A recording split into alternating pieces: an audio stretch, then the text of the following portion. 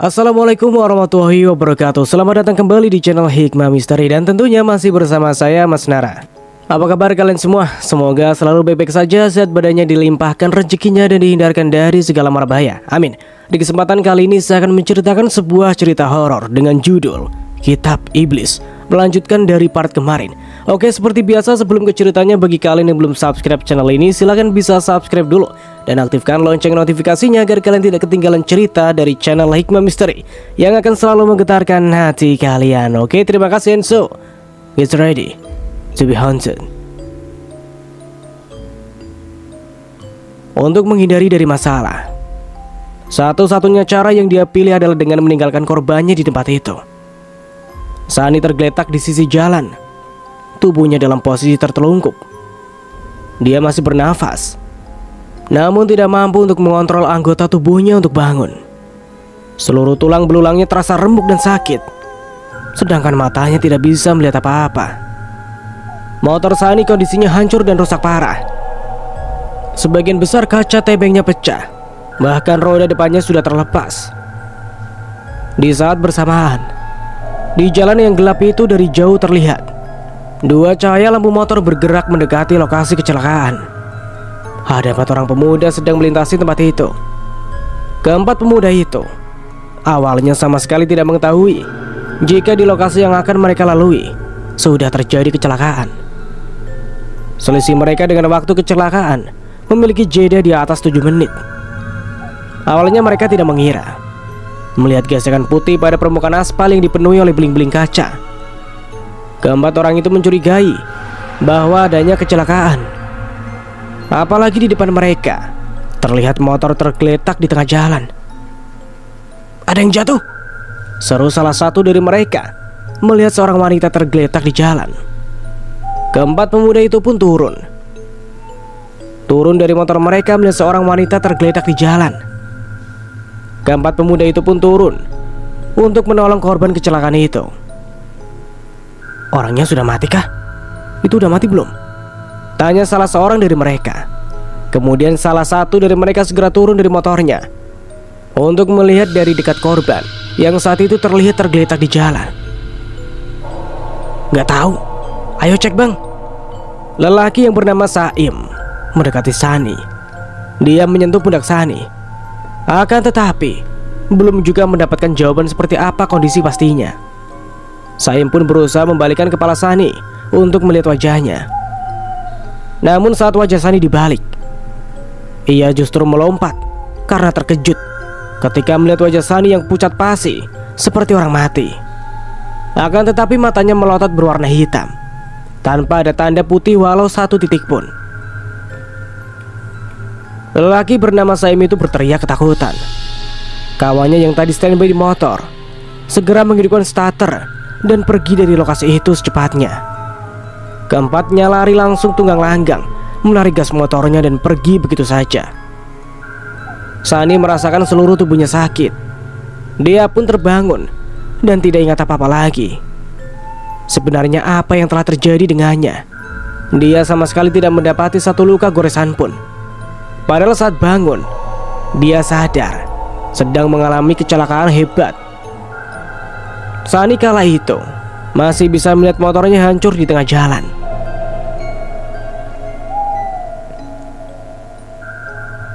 Di malam yang sama, di kota Kasongan, Fana yang sedang tertidur pulas di asrama mendapatkan panggilan telepon dari tim barunya. Dia di kota itu tidaklah permanen tugasnya, hanya sementara saja, mengikuti rolling tugas selama 1 bulan lamanya. Gadis cantik itu menerima panggilan telepon dengan mata setengah mengantuk. Dia pun menerima panggilan dari ponselnya yang sejak tadi tidak berhenti berdering. "Halo? Fana, bersiap, 15 menit lagi kami akan menjemputmu." "Malam ini kah?" "Iya Van, ini kasus sudah lama sekali menanti keadilan."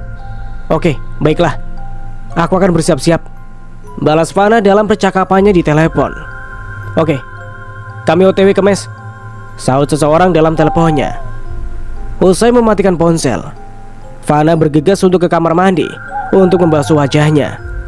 Setelah itu, Ia menyeduh teh hijau agar matanya kembali segar tidak mengantuk. Dalam kondisi seperti itu, dia sangat memerlukan banyak kafein agar mudah fokus dan tidak mengantuk.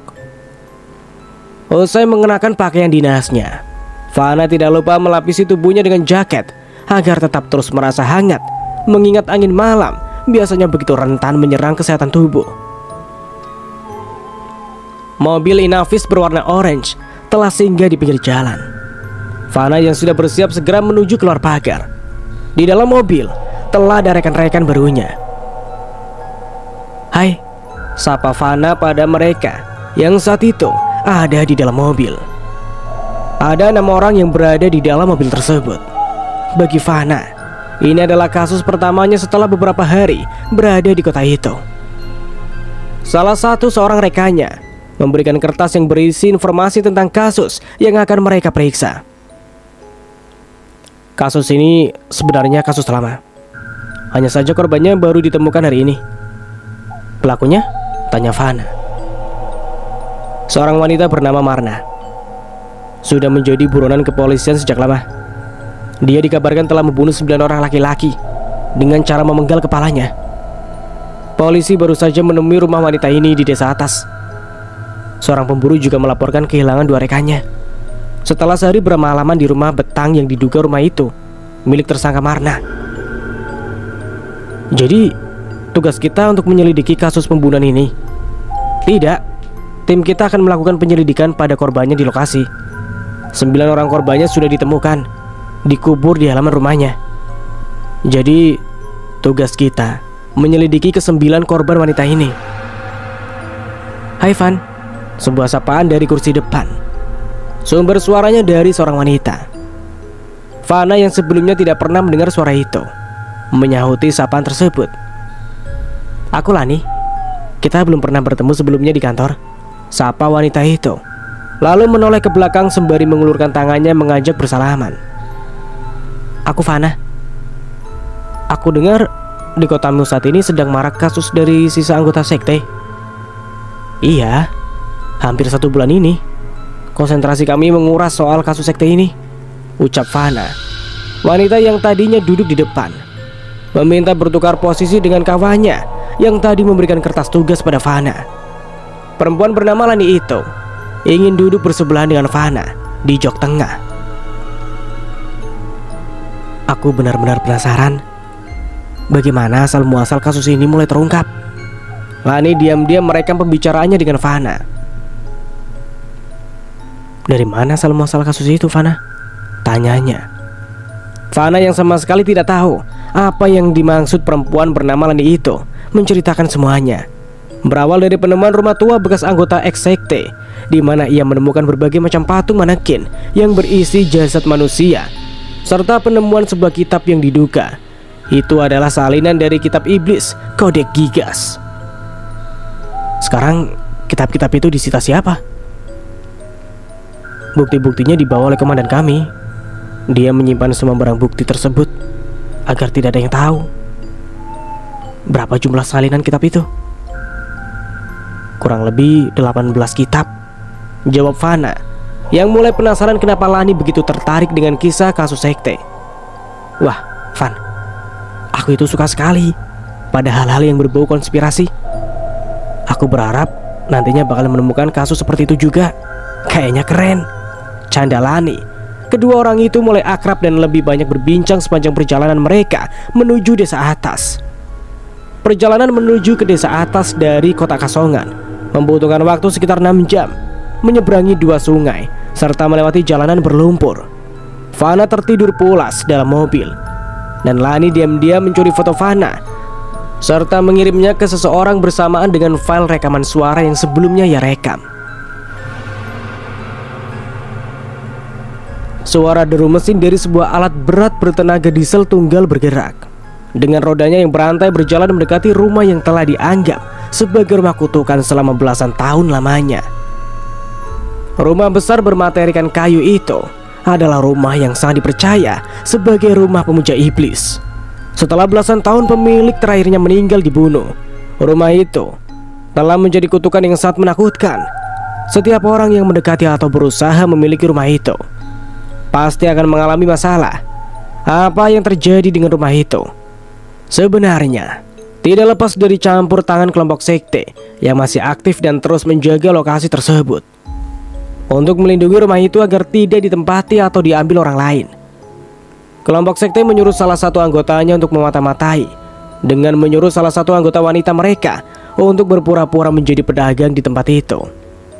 Itulah kenapa Hedi selalu diserang oleh mereka, sebab mereka sangat khawatir Hedi akan membongkar semua misteri kebohongan mereka selama ini demi melindungi rumah tua tersebut. Akan tetapi, untuk menghabisi Hedi ternyata tidaklah semudah itu. Ternyata lelaki tukang pemandi mayat itu sudah terlanjur membaca mantra terjemahan yang ditulis oleh Sani. Itulah kenapa mereka mencari berbagai macam cara untuk menghabisi nyawa Hedi. Setelah kasus Hedi diteliti dan terungkap, akhirnya segala kebohongan yang menyangkut rumah itu pun terbongkar. Polisi dapat dengan leluasa mengungkap misteri setelah menggeledah segala isi di dalamnya serta mengungkap sisi masa lalu. Sebelum pihak kepolisian membongkar rumah itu, berita tentang angkernya rumah itu adalah berita yang paling ditakuti oleh warga sekitar. Sudah banyak lalu lalang informasi yang terjadi, bagaimana rumah angker telah banyak sekali memakan korban jiwa. Sarip dan Rasta yang menyelidiki kasus ini banyak sekali menemukan jawaban dari tiap kasus janggal yang terjadi, baik itu terbaru ataupun kasus yang pernah terjadi beberapa tahun yang lalu. Dari sekian banyak arsip dokumen yang mereka telusuri, kebanyakan dari yang meninggal karena sebuah dorongan yang diakibatkan oleh pembunuhan zat asing yang mempengaruhi otak seseorang sebelum meninggal. Sarip dan Rasta menemukan jawaban rincinya setelah mereka kembali meninjau ulang riset di masa lalu mengenai perilaku bunuh diri dari para petugas kepolisian saat beberapa jam mereka melakukan penyelidikan di rumah tua tersebut. Rasta yang sudah mendapatkan tanggung jawab penuh dalam mengemban tugas ini dipercaya untuk memimpin penyelidikan. Ide pertamanya saat diberi mandat ialah melakukan sebuah model diates stres atau riset tentang petugas bunuh diri yang terjadi di masa lampau. Pemeriksaan mereka mengungkap bahwa penyebab kematian bukan karena tekanan pekerjaan atau ketakutan berlebihan. Berdasarkan dari laporan medis, mereka menemukan gejala-gejala stres meningkat. Ini semua karena pengaruh dari kandungan zat adiktif tinggi yang membuat peminumnya akan mengalami gejala halusinasi yang sangat tinggi. Bisa jadi mereka mati bunuh diri di rumah itu karena ada dorongan oleh informasi palsu dan melakukan bunuh diri lantaran merasa takut dan diteror. Ditambah lagi kandungan adiktif yang membuat mereka frustasi dan lepas kontrol, sehingga dorongan untuk bunuh diri itu sangatlah besar. Jika mereka takut karena merasa diteror dan dihantui, jelas itu wajar menjadi penyebab pemicu mereka bunuh diri. Akan tetapi, dari semua petugas yang bunuh diri, dari semua hasil visum di masa itu, mereka menemukan zat adiktif parah yang menjadi pertanyaanku. Kenapa penyelidikan dahulu informasi ini tidak dipublikasikan? Tanya Rasta pada Sarip. Kedua orang itu saling menebak-nebak satu sama lain. Bisa jadi ada salah seorang petugas yang bekerja sebagai penyelidik adalah bagian dari kelompok sekte. Sekarang siapa menurutmu oknum itu? Sarip membuka berkas lama. Dia menemukan nama seorang pensiunan bernama Hasiman. Dia merupakan salah satu polisi senior saat itu dari belasan anggota yang meninggal. Hanya orang itu satu-satunya anggota yang selamat. Sekarang kita mulai menyelidiki keluarga ini saja dahulu, ucap Rasta. Sudah, aku sudah menyelidikinya, jawab Sarip. Apa yang kamu dapat?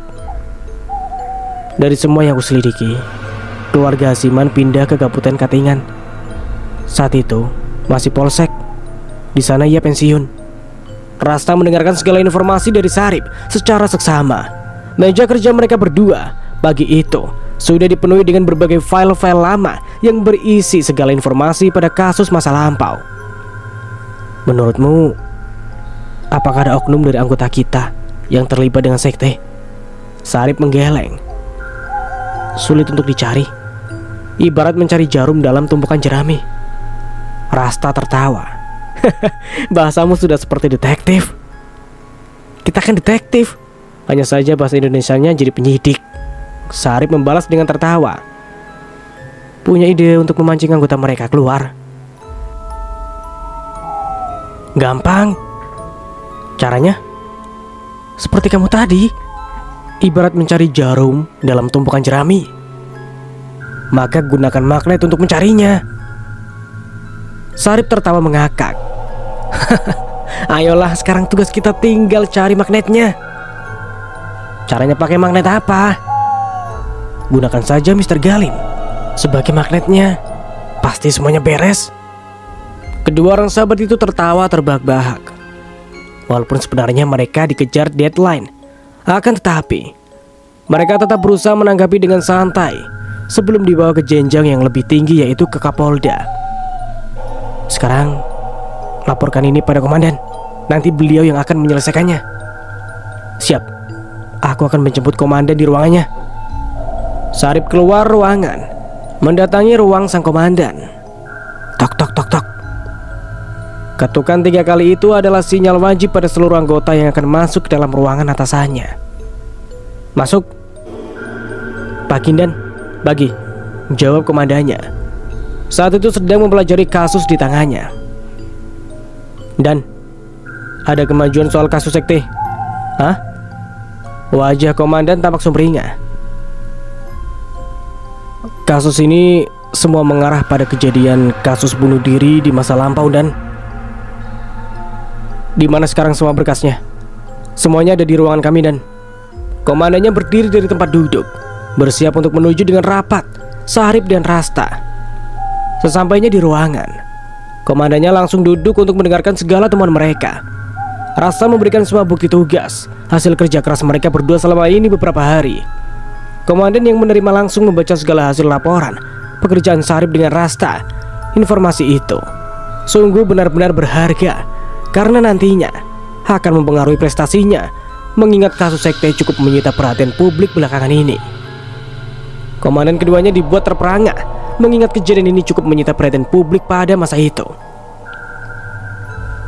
Untuk menghebohkan cerita tentang rumah ini, mereka sengaja memuat berita ini ke halaman koran dan radio, bertujuan merubah pemikiran orang tentang rumah ini. Semakin terkenal di kalangan masyarakat, akan mudah diterima kisahnya dan akan dipercaya oleh mereka, orang kurang terpelajar, dan mereka akan menganggap sebagai berita sungguhan.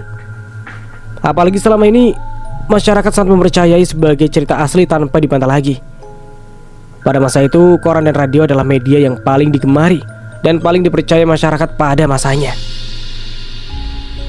Masyarakat belum semuanya merata terdidik dengan istilah-istilah ilmu pengetahuan dalam segala informasi seperti ini, dan menjadikan hal gaib dan aneh sebagai makanan sehari-hari itu.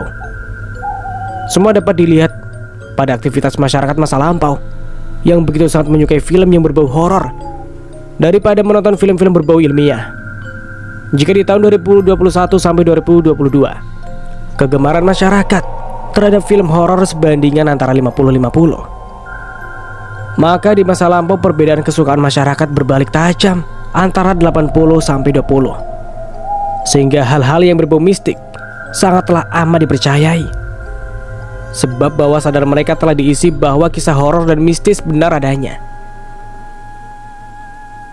Segala informasi yang disampaikan Rasta kala itu pada komandannya mencakup segala macam informasi serta psikologi sosial dan lain sebagainya, sehingga informasi mereka yang meninggal akibat rumah itu sangat dipercaya akibat tuah dari rumah tua terkutuk.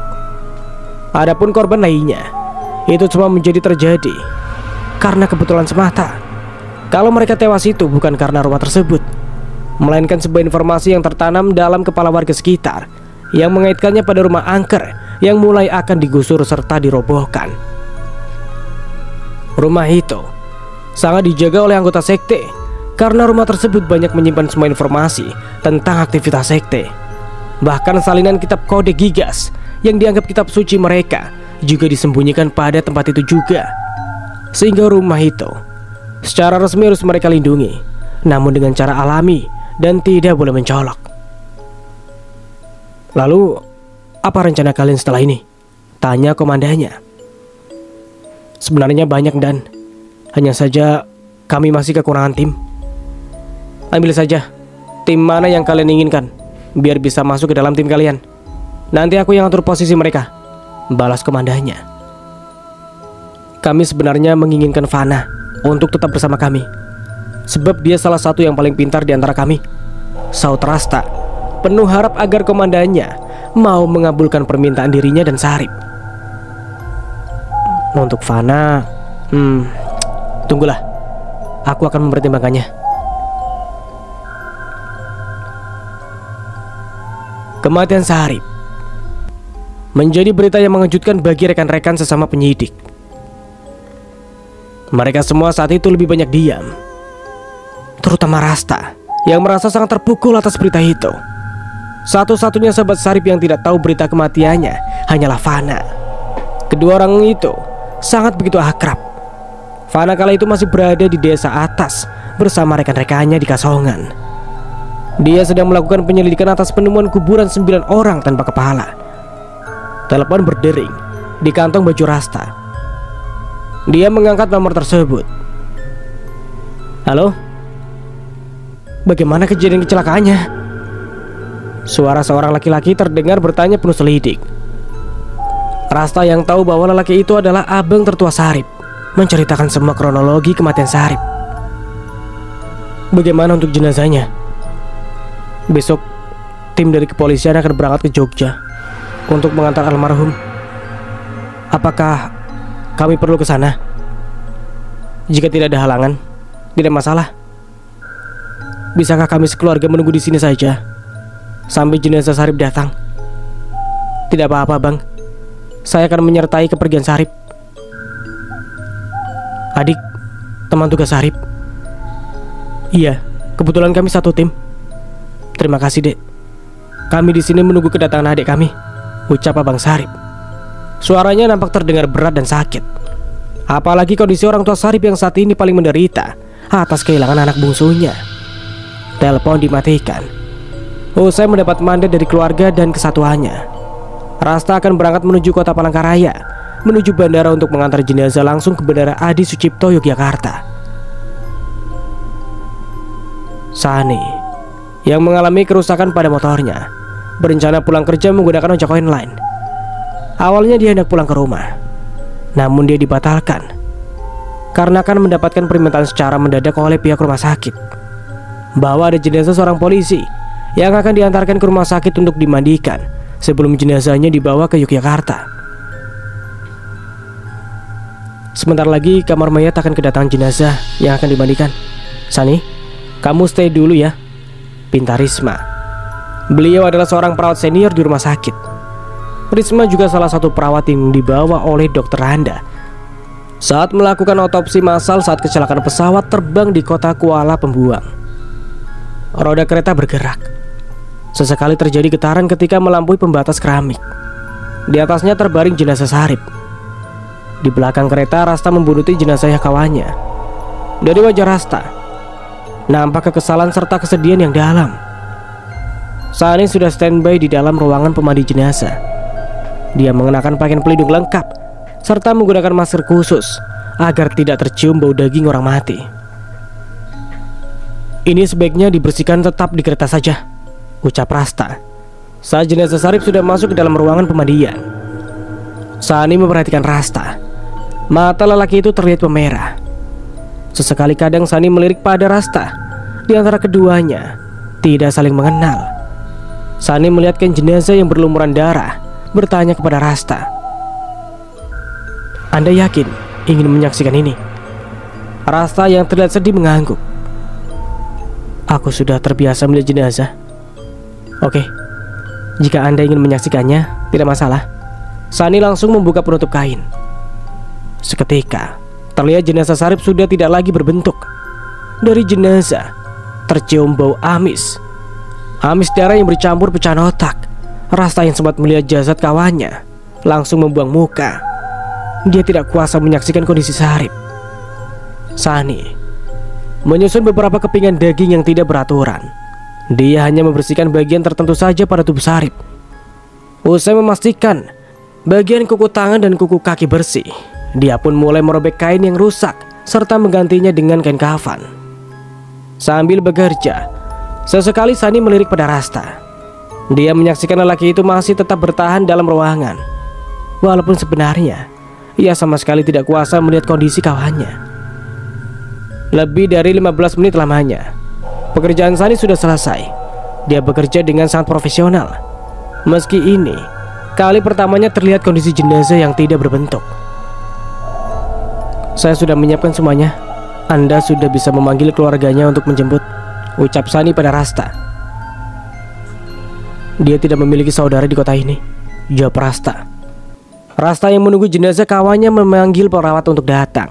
Dia juga meminta dipanggilkan mobil ambulans. 2 orang perawat laki-laki masuk bersama Rasta. Perawat itu mengangkat tubuh Sarip ke dalam peti jenazah yang sudah disiapkan oleh tim kepolisian. Halaman parkir terletak di lantai bawah. Mobil jenazah polisi sudah disiapkan. Mereka yang menunggu mendapatkan panggilan dari Rasta untuk menyiapkan mobil. Sudah bergerak menjemput jenazah di lantai 2.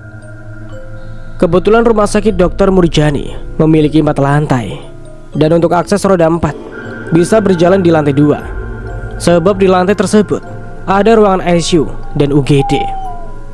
Jenazah Sarip sudah dimasukkan ke dalam mobil ambulans milik kepolisian. Rencananya Rasta akan mengantar sahabat dekatnya itu sampai ke kota kelahirannya. Rasta mendapat izin libur selama 2 hari dari kantornya.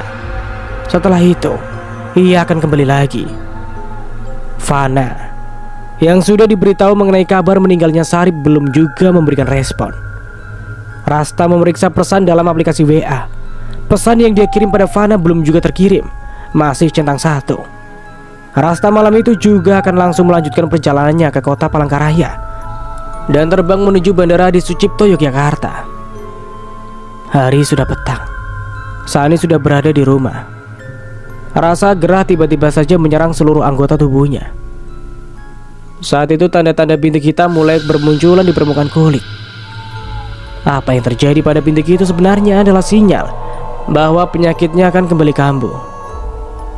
Sani yang kepanasan sudah membuka seluruh pakaian. Dia menuju kamar mandi. Akan tetapi saat dia membuka keran air, rupanya air tidak hidup sama sekali. Peluh sebesar biji jagung mulai membasahi dahi. Apabila air PDAM sampai mati, maka bisa tamatlah riwayatnya. Hendak ke sungai, namun dia sudah tidak lagi memiliki motor. Sani mulai panik. Dia keluar rumah berharap ada tetangga yang masih memiliki stok air untuk berendam. "Kak, punya air kah seember saja?" tanya Sani, nafasnya sudah naik turun. "Tidak ada, Dek. Air tempat kita sudah mati seharian ini," jawab tetangganya. Sani sudah mulai panik.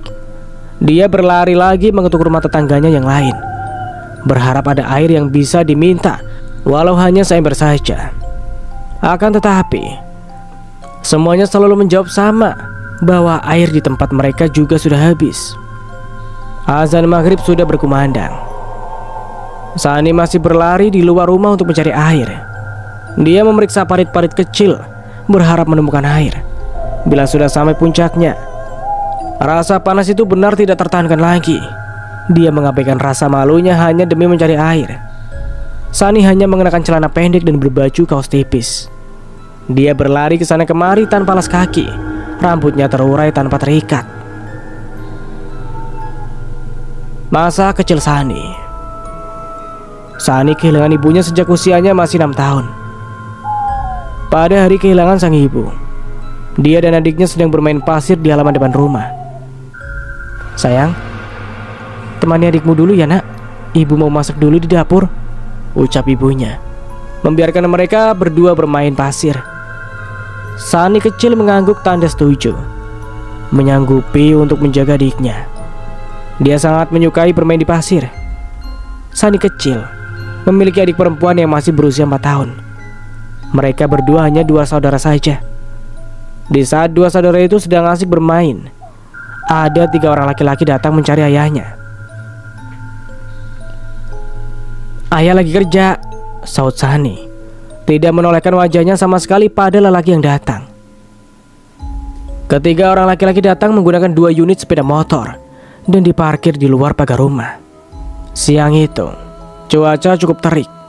Rumah mereka yang berada di pinggir jalan besar membuatnya hampir tidak pernah tenang dengan suara lalu lalang motor dan mobil. "Kalau ibumu ada, Dek?" tanya orang asing itu lagi. "Mama di dapur, Om," jawab 2 anak polos itu memberitahu tanpa menoleh ke sumber suara. Keduanya aktif dengan gundukan pasir yang sedang mereka mainkan. Orang asing yang baru datang itu langsung berdiri memberi kode pada 2 kawannya untuk masuk dan mendatangi ibunya di dalam. "Om, temannya ayah?" tanya Sani. Saat itu melihat sesuatu yang menyilaukan, mirip pisau berwarna putih krom dengan gagang berwarna biru muda yang diselipkan pada pinggang belakang. "Iya, Om mau bertemu sama kamu," ucap lelaki itu. Kedatangan 3 lelaki itu awalnya disambut dengan baik oleh Ibu Sani. Kedatangan mereka awalnya mengaku sebagai teman kerja suaminya. Sampai-sampai mereka bertiga juga dibuatkan minuman hangat. Awal-awal pembicaraan mereka sangat sopan, namun semakin lama ketiga orang itu makin berbuat hal yang tidak menyenangkan. Mereka masuk memeriksa kamar serta memaksa Ibu Sani untuk memberitahu di mana simpanan uang mereka, karena suaminya dituduh membawa uang organisasi dengan jumlah yang besar. "Kalian kapan pergi?" tanya Ibu Sani dengan nadanya yang semakin marah. "Surga sudah menunggumu. Suamimu juga tidak ada. Tidak ada harapan lagi untuk hidup jika kamu tidak mengembalikan uang yang sudah dibawa kabur suamimu," ucap salah seorang dari mereka. Ibu Sani pun berbicara panjang lebar, dan akhirnya tanpa disadari, salah satu dari mereka membekap Ibu Sani dari belakang. Mulutnya dibekap dengan gumpalan handuk kecil, sedangkan tangannya diikat pada kursi. Setelah itu, Ibu Sani diseret ke belakang rumah, dibawa masuk ke arah dapur. "Ini permintaan ayah mertuamu. Ayah mertuamu yang mengatakan uangnya diambil oleh suamimu." Ibu Sani yang tidak bisa bergerak didudukkan pada kursi makan dengan kondisi 2 tangan terikat dan kepala yang bersandar ke belakang sandaran kursi. Salah seorang dari mereka mengeluarkan pisau yang sejak tadi diselipkan di belakang pinggang. Ibu Sani yang melihat mata pisau berusaha berontak membebaskan diri. Akan tetapi tenaganya sama sekali tidak mampu untuk melepaskan ikatan di tangannya. "Lakukan sekarang," ucap salah satu dari mereka. Melihat salah seorang dari mereka mengeluarkan pisau, Ibu Sani semakin berontak, mencoba melepaskan diri. Pisau menyayat leher Ibu Sani hingga membuat wanita itu meregang nyawa.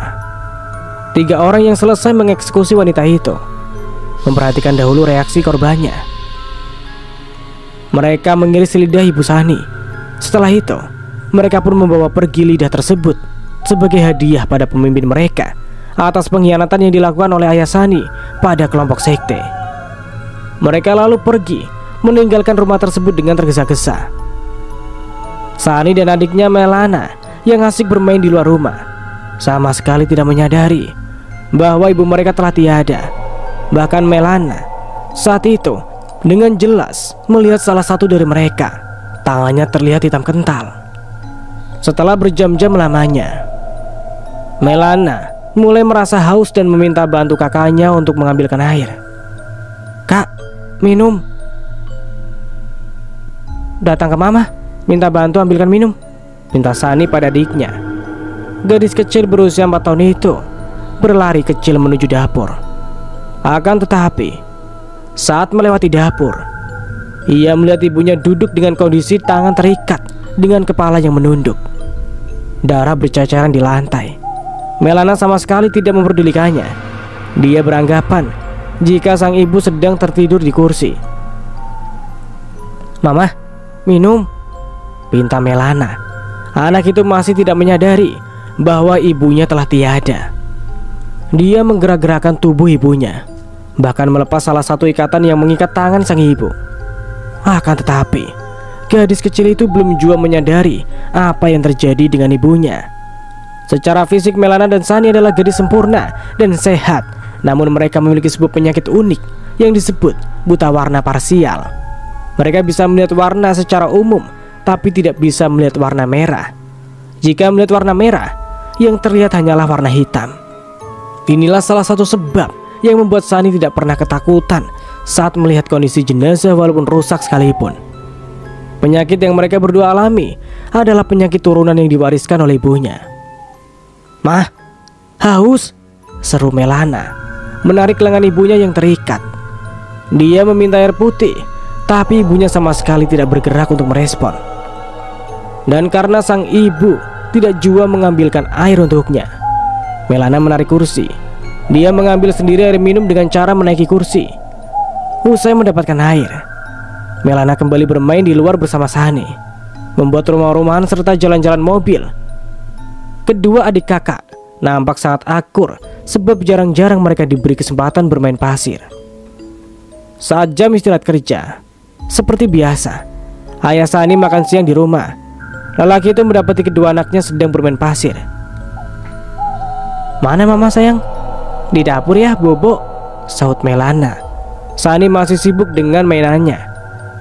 "Aduh, tangannya kotor. Nanti dicuci nak ya. Setelah itu makan sama ayah," ucap ayahnya.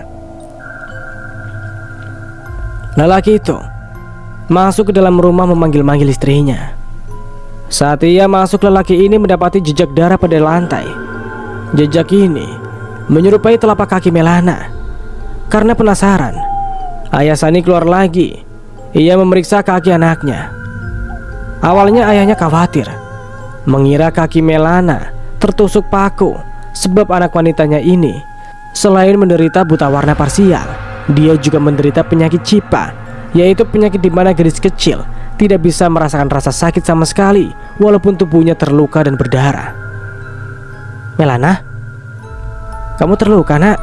tanya sang ayah mendatangi Melana, memeriksa telapak kaki anak bungsunya.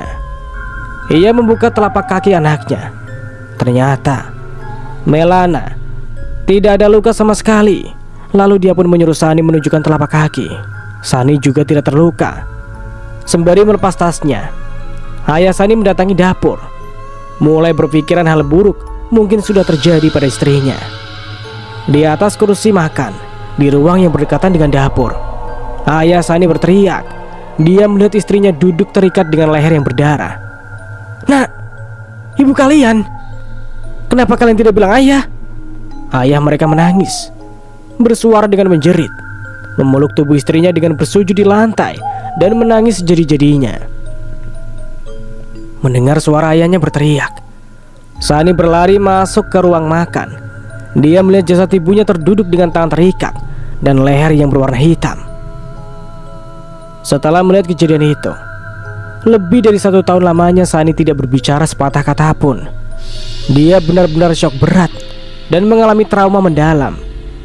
Lebih suka menyendiri dan tidak mau berteman dengan siapa-siapa. Dan jika marah, ia akan memukul-mukulkan sendiri kepalanya pada tembok. Saat masih kecil hingga dewasa, Sani tidak memahami bagaimana sistem pengadilan bekerja. Bukannya menangkap ketiga orang pembunuh yang telah membunuh sang ibu, malah ayahnya yang ditangkap dan dipenjara selama 12 tahun dengan pasal pembunuhan berencana. Sejak ayahnya masuk penjara, Sani terpisah dengan Melana. Dia tinggal di panti asuhan. Setelah lulus sekolah SMA, dia bekerja apa saja asalkan dapat menghidupi kehidupan sehari-harinya. Sementara adiknya Melana sejak kejadian itu diadopsi oleh orang lain. Besok adalah sidang terakhir. Uyan memiliki tanggung jawab untuk menyelesaikan proses pembelaan terhadap kliennya yang dituduh sebagai pelaku penabrakan seorang laki-laki. Berbekal beberapa bukti serta informasi yang dikumpulkan, lelaki yang telah diketahui identitasnya itu pada pukul 5 sore keluar dari rumah. Di samping tangki sepeda motor, lelaki yang menjadi korban itu membawa sebilah senjata tajam yang disebut parang. Dari aktivitas korban saat itu, nampak terlihat bahwa sepertinya ia merencanakan sesuatu sebelum jam kematiannya. Entah kemana tujuannya. Total saat itu ada 16 kaset hasil rekaman CCTV dari rumah warga yang dia kumpulkan. Sampai akhirnya beberapa alur perjalanan kaki yang menjadi korban itu ia potong, dan aktivitas videonya disalin menjadi satu file. Dalam ilustrasi perjalanan, sebelum meninggal, korban siang harinya bertemu seseorang di sebuah bengkel motor. Wian mendapatkan CCTV itu di saat petugas kepolisian menemukan nota servis motor di celana korban. Motor yang digunakan korban adalah motor fiction. Motor itu dibeli dari dealer sejak setahun lalu dengan cara cicilan kredit. Dalam beberapa bulan terakhir, motor tersebut mengalami kegagalan bayar dan terancam ditarik oleh pembiayaan. Beberapa hari sebelum kematian, saldo korban kosong. Akan tetapi pada pukul 1 siang, di hari yang sama saldo korban terisi uang sebanyak 10 juta rupiah. Artinya, ada sebuah transaksi misterius dengan seorang laki-laki yang Wian lihat pada rekaman CCTV serta pemeriksaan rekening koran milik korban. Sedangkan dalam penyelidikan lainnya, lelaki itu hanyalah bekerja sebagai ojek online, tidak mempunyai bisnis besar, dan nilai 10 juta yang masuk dalam rekening masih dipertanyakan dari siapa, tujuannya untuk pemesan apa, dan pembelian untuk apa. Saat memeriksa ponsel korban dan membaca riwayat WA serta orderan online, tidak ditemukan pesanan dengan nilai besar itu. Yang ada hanyalah tagihan dari beberapa debt collector yang akan menarik sepeda motornya. Kesimpulan dari hasil penyelidikan pada beberapa hari sebelum kematian adalah korban saat membutuhkan uang dengan jumlah lumayan besar untuk membayar cicilan kredit macet. Wian mencurigai sedang ada transaksi antara korban dengan lelaki yang diperiksa CCTV-nya di bengkel itu. Dia yakin lelaki yang ia lihat di CCTV adalah seseorang yang mengirim uang dengan jumlah besar itu. Sebab waktu bertemu keduanya bertepatan dengan waktu uang masuk itu ditransfer. Malam itu, Wian bekerja sendiri. Keesokannya dia akan memiliki tugas berat dalam menyimpulkan kasus. Wian sangat yakin Rahmat dan Kenet sama sekali tidak bersalah atas kematian korban. Mereka hanya terduga saja, sedangkan pelakunya bisa jadi bersembunyi di balik kasus ini. Namun yang membuat Wian heran, siapa target korban sebenarnya? Siapa dan transaksi 10 juta dengan tujuan apa? Hari yang mendebarkan sudah di depan mata. Rahmat dan Kenet dibawa ruang ke sidang. Mereka berdua mengenakan rompi tahanan. Keduanya masih dianggap sebagai terduga penabrakan lantaran hanya merekalah yang berada di lokasi saat itu ketika korban sekarat. Dalam ruangan sidang, semua telah berkumpul. Hakim, jaksa penuntut umum, dan pembela terduga pelaku serta keluarga korban. Semuanya menunggu dengan tertib sampai sidang dimulai. Jam-jam awal sidang, istri korban diminta untuk memberikan keterangan di depan hakim. Seorang wanita berusia 28 tahun diminta menghadap yang mulia hakim. Bisa dijelaskan kemana suami Anda ketika itu izin keluar di tengah malam? Tanya hakim pada istri korban. Mic diberikan. Istri korban mulai menjelaskan kronologi detik-detik sebelum kematian suaminya. Dia duduk di kursi persakitan dalam keadaan pasrah dan lelah. Pamit bekerja yang mulia. Anda tahu ada hubungan apa suami Anda dengan Melana atau Lani? Istrinya menggeleng. Saya tidak tahu apa-apa yang mulia. Apa suami Anda pernah bercerita sebelum hari H bahwa ia mendapatkan uang 10 juta?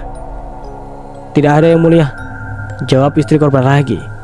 Hakim menanyakan aktivitas serta hubungan korban dengan lelaki mencurigakan di bengkel menjadi acuan persidangan dalam menelusuri apakah korban mati dibunuh atau mati tidak sengaja. Jika melihat ciri serta aktivitas korban, gelagatnya korban seperti bertindak hendak melakukan aktivitas penyerangan. Dugaan sementara korban sebenarnya adalah pembunuh bayaran. Setelah hakim selesai melakukan beberapa pertanyaan, lalu tugas serta pertanyaan lainnya diserahkan pada jaksa panitera. Ibu, bisa lihat gambar ini? Tanya Wian. Iya bisa. Ibu bisa melihatnya dengan jelas? Sangat bisa, Pak. Apa ibu tahu beliau siapa? Istri korban menggeleng. Begini, Bu, saya akan menjabarkan kasus ini karena kasus klien saya dirugikan. Tujuan mereka melapor karena sifat kemanusiaan. Mereka melapor lantaran melihat ada orang sekarat di jalan dan diseret oleh seseorang berbaju kuning pada malam itu. Wian memulai aktivitasnya. Lelaki itu berdiri di sisi meja sidang. Lelaki ini menunjuk foto lelaki di bengkel. merekrut suami ibu untuk melakukan aktivitas pembunuhan. Buktinya bisa Bapak Hakim lihat di kotak saya. Pertemuan keduanya bukan hanya pada hari itu saja. Dalam foto ini, lelaki ini menemui suami ibu.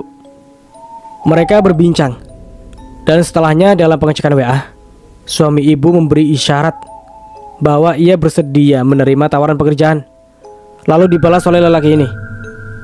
Lelaki itu sembari menunjuk pada foto yang diambil dari rekaman CCTV. Mereka berdua mengatur janji, lalu bertemu di bengkel. Nah, di saat di bengkel ini terlihat pada rekaman 1303 antara suami ibu dan lelaki itu deal transaksi, lalu disepakati dengan bersalaman. Dalam rekaman ini, lelaki ini menelpon seseorang. Tidak lama kemudian, uang pun ditransfer dengan nominal 10 juta. Dan setelah diselidiki oleh tim, kami menemukan nama pengirim bernama Saudari Melana Arifilani. Saudari Lani ini adalah seorang yang bekerja di kantor Polres Kasongan. Hakim yang mendengarkan uraian dari Wian mendengarkan dengan seksama segala informasi yang disampaikan. Dari bukti di lapangan kami juga menemukan baju kuning yang dipakai oleh pelaku. Bisa saya lihat bajunya? Pinta Hakim. Seorang petugas memberikan barang bukti, baju kaos dengan sebuah tulisan dari darah. Aku akan meminjam tubuhmu sampai aku selesai dengan tujuanku. Kami sudah memeriksa bahwa tulisan merah pada baju itu adalah darah yang berasal dari korban. Bapak Hakim bisa cek resume riwayat forensiknya. Hakim lalu membaca riwayat pemeriksaan forensik bahwa darah yang ditulis pada baju ini adalah darah dari korban sendiri. Pelakunya lah yang mengambil darah korban lalu menulis sendiri pada bagian belakang punggung. Dalam kesimpulan saya, membantu menyelesaikan urusan klien saya yang terhormat ini, klien saya adalah korban sesungguhnya. Seperti keterangan yang mereka berikan, sebelum korban dilempar ke jalan, korban sudah meninggal dunia. Dan pada saat yang bertepatan, klien saya lewat, melihat perilaku pembunuh lalu mereka datang untuk menyelamatkan. Akan tetapi pelaku dan korban telah pergi. Dan karena ketakutan, klien saya yang bernama Rahmat menginjak gas dan pergi. Tapi saudara Kenet menahannya. Maka Rahmat menginjak rem sekuat-kuatnya hingga membentuk bekas rem mobil di jalan. Mereka berbalik, namun tidak menemukan di mana korban dan pelaku tadi. Sampai berjalan pelan, korban dilempar persis di depan mobil. Rem kedua juga terjadi mendadak. Hal itulah yang menjadikan alasan penyidik menyudutkan klien kami sebagai pelaku penabrak. Sudah kalian konfirmasi, baju ini milik siapa? Tanya Hakim lagi. Milik saudara Hedi, si pembunuh tidur yang biasa membunuh korbannya dalam keadaan tidur. Dia memiliki dua kepribadian di saat malam dan juga siang, di mana sisi jahat dan kuatnya ia itu saat dia di malam hari. Hakim terkesan dengan segala yang dijabarkan oleh Wian. Akan tetapi meskipun begitu, Hakim juga harus bertindak adil dengan cara bertanya juga pada jaksa penuntut hukum. Apakah mereka memiliki alibi kuat untuk membantah semua temuan Wian? Polisi menghubungi Polres dari kota Kasongan untuk mencari anggota mereka yang bernama Lani atau Melana. Sedangkan yang berjalan alot dan rumit selama lebih dari 6 kali sidang akhirnya terselesaikan. Rama dan Kenet bersujud syukur sebab mereka telah lepas dari tuntutan hakim. Jika tidak, sudah pasti mereka akan divonis hukum sesuai undang-undang dan membayar denda pada korban senilai jumlah yang amat banyak. Dalam hasil sidang dijelaskan jika korban sebenarnya mati dibunuh, bukan ditabrak seperti yang dituduhkan di awal. Bang, terima kasih. Rahmat dan Kenet mendatangi Wian. Hampir saja mereka bersujud berterima kasih di depan Wian. Namun Wian segera menghindar. Begitu juga dengan keluarga besar Rahmat dan Kenet. Mereka datang memeluk dan mencium tangan Wian. Akan tetapi lelaki itu tetap rendah hati dan murah senyum. Wian juga banyak sekali mendapatkan bingkisan dari orang-orang yang tertarik pada kasus itu. Apalagi bingkisan serta ucapan dari semua kelawiyar berdatangan, hingga membuat mobilnya penuh dengan hadiah-hadiah. Hampir semua orang tahu Wian memberikan pertolongan bantuan hukum, namun sepeser pun tidak meminta imbalan pada kliennya. Tidak apa-apa, teruslah menjadi orang baik, ucap Wian. Lelaki itu tersenyum bahagia penuh kemenangan. Mobil Brio merah milik Wian mulai meninggalkan pengadilan. Saat dalam perjalanan, Ponselnya berdering. Wian penasaran menemukan nomor asing. Nomor tersebut bukan menggunakan awalan +62, melainkan kode luar negeri dari negara Malaysia. Oleh karena penasaran, Wian menepikan mobilnya di sisi kiri jalan dan berhenti. Dan sampai di sini dulu ceritanya. Nantikan kelanjutan ceritanya di part berikutnya. Dari saya mohon maaf bila ada salah kata atau dalam penyampaian cerita. Akhir kata, wassalamualaikum warahmatullahi wabarakatuh. Sampai jumpa di video berikutnya.